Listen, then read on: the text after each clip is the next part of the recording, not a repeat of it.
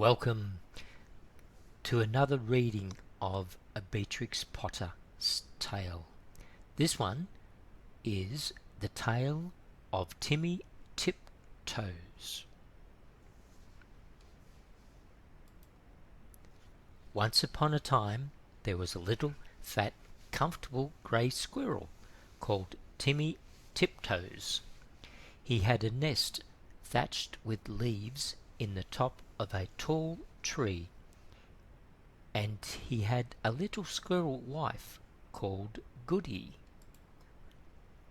Timmy Tiptoes sat out enjoying the breeze. He whisked his tail and chuckled, "Little wife Goody, the nuts are ripe. We must lay up a store for winter and spring."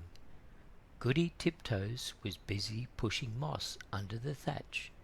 "The nest is so snug, we shall be sound asleep all winter. Then we shall wake up all the thinner when there is nothing to eat in springtime," replied prudent Timothy. When Timmy and Goody Tiptoes came to the nut thicket, they found other squirrels were there already. Timmy took off his jacket and hung it on a twig. They worked away quietly by themselves. Every day they made several journeys and picked quantities of nuts. They carried them away in bags and stored them in several hollow stumps near the tree where they had built their nest. When these stumps were full, they began to empty the bags into a hole high up a tree that had belonged to a woodpecker. The nuts rattled down, down, down inside. "How shall we ever get them out again? It's like a money box," said Goody. "I shall be much thinner before springtime, my love," said Timmy Tiptoes, peeping into the hole. They did collect quantities because they did not lose them. Squirrels who bury their nuts in the ground lose more than half because they cannot remember the place. The most forgetful squirrel in the wood was called Silvertail. He began to dig, and he could not remember. And then he dug again and found some nuts that did not belong to him. And there was a fight, and other squirrels began to dig. The whole wood was in commotion. Unfortunately, just at this time, a flock of little birds flew by, from bush to bush, searching for green caterpillars and spiders. There were several sorts of little birds, twittering different songs. The first one sang, "Who's been digging up my nuts? Who's been digging up my nuts?" And another sang, "Little bit of bread and no cheese. Little bit of bread and no cheese." The squirrels followed and listened. The first little bird flew into the bush where Timmy and Goody Tiptoes were quietly tying up their bags, and it sang, "Who's been digging up my nuts? Who's been digging up my nuts?" Timmy Tiptoes went on with his work without replying.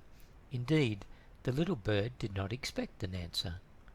It was only singing its natural song, and it meant nothing at all. But when the other squirrels heard that song, they rushed upon Timmy Tiptoes and cuffed and scratched him, and upset his bag of nuts. The innocent little bird, which had caused all the mischief, flew away in a fright. Timmy rolled over and over, and then turned tail and fled towards his nest, followed by a crowd of squirrels shouting, "Who's been digging up my nuts?" They caught him and dragged him up the very same tree where there was the little round hole, and they pushed him in.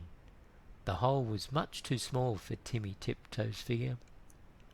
They squeezed him dreadfully. It was a wonder they did not break his ribs. "We will leave him here till he confesses," said Silvertail Squirrel, and he shouted into the hole, "Who's been digging up My nuts." Timmy Tiptoes made no reply. He had tumbled down inside the tree upon half a peck of nuts belonging to himself. He lay quite stunned and still. Goody Tiptoes picked up the nut bags and went home. She had a cup of tea for Timmy, but he didn't come, and didn't come. Goody Tiptoes passed a lonely and unhappy night. Next morning she ventured back to the nut bushes to look for him, but the other unkind squirrels drove her away. She wandered all over the wood, calling, "Timmy Tiptoes, Timmy Tiptoes. Oh, where is Timmy Tiptoes?" In the meantime, Timmy Tiptoes came to his senses. He found himself tucked up in a little moss bed, very much in the dark, feeling sore. It seemed to be underground. Timmy coughed and groaned because his ribs hurted him. There was a chirping noise, and a small striped chipmunk appeared with a nightlight, and hoped he felt better. It was most kind to Timmy Tiptoes. It lent him its nightcap, and the house was full of provisions. The chipmunk explained that it had rained nuts to the top of the tree.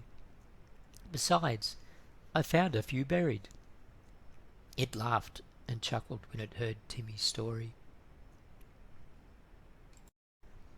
While Timmy was confined to bed, it enticed him to eat quantities.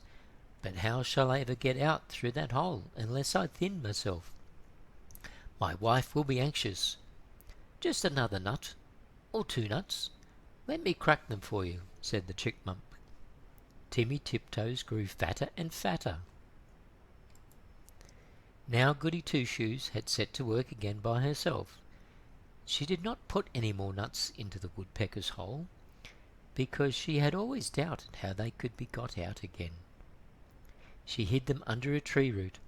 They rattled down, down, down. Once, when Goody emptied an extra big bagful, there was a decided squeak, and next time Goody brought another bagful, a little striped chipmunk scrambled out in a hurry. "It is getting perfectly full up downstairs. The sitting room is full, and they are rolling along the passage. And my husband, Chippy Hackee, has run away and left me. What is the explanation of all these showers of nuts? I'm sure I beg your pardon. I did not know that anybody lived here," said Mrs. Goody Tiptoes. "But where is Chippy Hackee? My husband, Timmy Tiptoes, has run away too." "I know where Chippy is. A little bird told me," said Mrs. Chippy Hackee. She led the way to the woodpecker's tree, and they listened at the hole. Down below there was a noise of nutcrackers, and a fat squirrel voice and a thin squirrel voice were singing together. "My little old man and I fell out. How shall we bring this matter about? Bring it about as well as you can, and get you gone, you little old man." "You could squeeze in through that little round hole," said Goody Tiptoes. "Yes, I could," said the chipmunk. "But my husband, Chippy Hackee, bites." Down below there was a noise of cracking nuts and nibbling, and then the fat squirrel voice and the thin squirrel voice sang, "For the diddlum day, day diddle dum dee, day diddle dum, day diddle diddle dum day." Then Goody peeped in at the hole and called down, "Timmy Tiptoes, oh fie, Timmy Tiptoes." And Timmy replied, "Is that you, Goody Tiptoes?" "Why, certainly."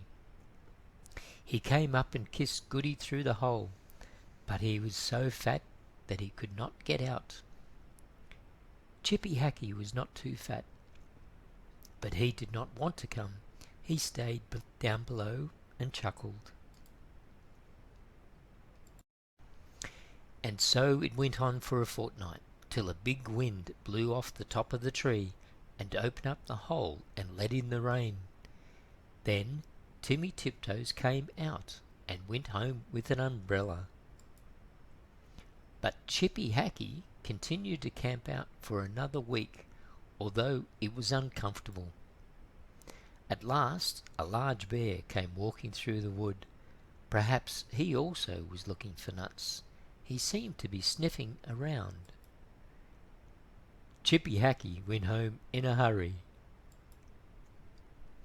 And when Chippy Hackey got home, he found he had caught a cold in his head, and he was more uncomfortable still. And now Tippy and Goody Tiptoes keep their nut store fastened up with a little padlock.